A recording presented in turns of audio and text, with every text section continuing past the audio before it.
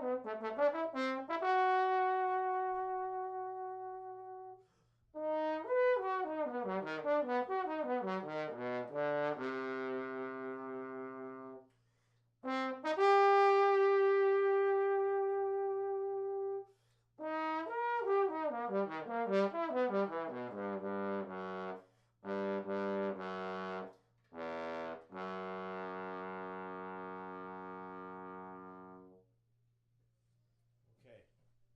All right. Okay. So I'm Mark Fry, and here we have my longtime friend and valued longtime colleague, Jim Decker. And we're going to talk today about Samuel Jones Concerto for Trombone and Orchestra, and which we played this week at Britt. Jim just played it last night. And so can you tell us how the opportunity came about? Well, I think that Peter Bay, our music director, is one who is very innovative and very thoughtful about every program he puts together at Britt.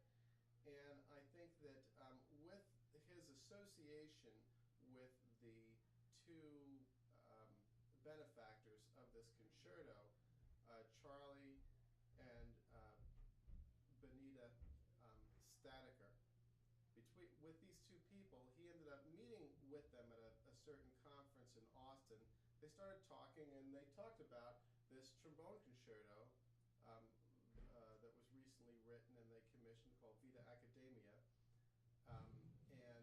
This piece seemed like it fit into the proper realm with a program that Peter had already planned that was going to include Brahms' Academic Festival Overture. And the concerto was one that was basically talking about college life, so it seemed like it could fill very well the first half of the concerto. So he heard about this piece, and then he contacted me about the possibility of playing it probably sometime in November of last year. And I was surprised and very thrilled that he asked, and so I graciously accepted the opportunity. So is there a version with the piano reduction that like folks can get their hands on? There is the version that the composer sent me that is with piano reduction, but I will say that that's a good way to get familiar with the piece, but what really makes the piece is the actual orchestration itself. So one of the violinists last night after the intermission came up to me in the stairway and asked me, is that a hard piece? Is that a difficult piece for a trombone? So how would you rate it on compared to like something like the Creston or the Rouse Concerto or something like that? I'd say it's certainly close to on par in terms of the endurance factor with the Creston. Maybe the Creston might be slightly harder. I can't really say about the Rouse because I've never gotten to learn and play it, but yeah, I would say that it's one of the more challenging pieces in terms of just getting through it in terms of endurance, because he has the composer has you playing some very full out phrases from time to time, and then at the very end of the concerto, he has you playing some real high notes in phrases too. So it really pushes the limits of the instrument for sure. Cool. So Jim just played the very opening of the piece, the beginning of this segment, and it's a 3-movement work, and it's about. You say it's about 25 minutes long? I think it's 25 minutes of music. Pretty substantial for a concerto, let alone a trombone concerto. Yeah. So why don't you could you play us maybe an example of something from the first movement? Okay. And talk about talk about each movement and how it progresses. Okay. Well, basically the opening motive that I started out with this concerto is basically code, and it's basically the musical spelling of the benefactor, Statiker, Charlie, and like I said, Benita Statiker. So it basically spells out their name, and he keeps spinning off this theme and expanding upon it more. Just give you an example. There's a opening up of the theme that he has in B major that everything kind of leads up to, that goes like this.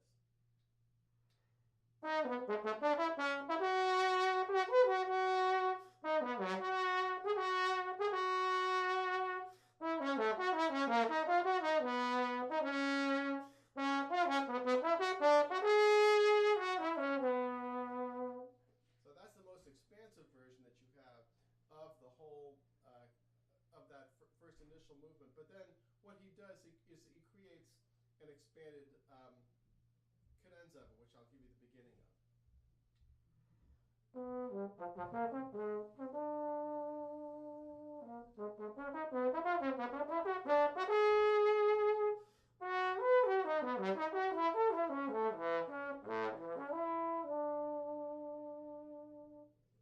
Etc.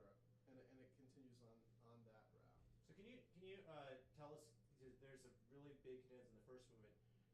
Skip ahead to the third movement. The third movement has a very unique cadenza. Maybe you could tell us a little bit about that. Okay, well, the whole imagery of this whole piece is about college life, like I alluded to before.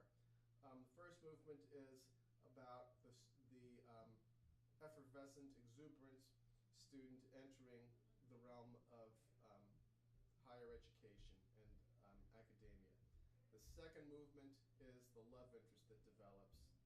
The third movement is the extracurricular activities that happen, which starts off with going to like pep rallies and to football games, and there's a lot of celebrating that goes on after that. And the cadenza that they have in the third movement is a elaboration of the post-football game celebrations and various after effects, let's say.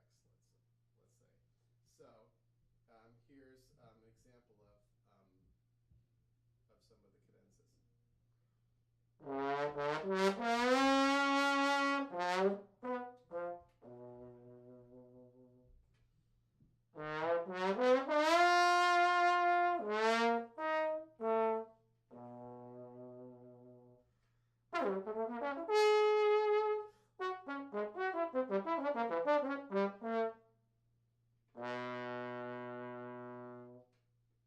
So just imitating, it's actually what it is a dialogue between the tuba and the trombone, and the tuba player is graciously trying to look after the trombone player who had maybe a little bit too much beverage intake.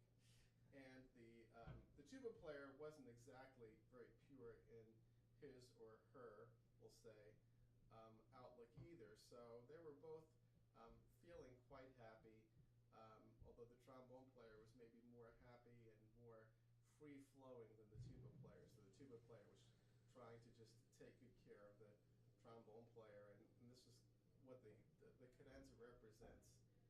The cadenzas between the tuba and the trombone is the dialogue between the two players, the two people, the two instruments. Great. So how many times has this been performed with orchestra? Is this I think this was the second time. Well, this was written for Koichiro Yamamoto, principal trombone of the Seattle Symphony, and it was part of, it was one of 3 different concertos for low brass instruments that was written and commissioned by Samuel Jones. Well, Samuel Jones was the composer. There was a piece written for tuba, French horn, and now this one for trombone. I know that they played on a subscription series for Koichiro to have performed a few years ago, and I'm not sure of any other performances that have gone on beyond that. So this could have been the second, well, I'm certainly the second player who's performed it, but it's the second concert, it might be the second concert set or concert series where this has been played. So do you know if Mr. Jones has published the work, if, like, say, a college student wanted to get their hands on it and perform it on a recital? I know that it's available. I think it is published. I think it's by Campanile Music Press. I think it's possible to get the copy through there. And I believe they are affiliated with Carl Fischer, if I'm not mistaken. Orchestra parts are rental, but I believe that is how you can access the piece. Okay, well, I think we've got to go play a concert. So Oh thanks, my goodness, thanks, we certainly Jim. do. Yes. Okay. All right. So thank you all, and I wish you could have heard Jim play it last night. It was great, beautiful performance, and the audience loved it. Yeah, that's the best thing about it. It's a very audience-friendly piece, but very substantial. So, Yeah. okay, thanks. Wonderful. Thank you.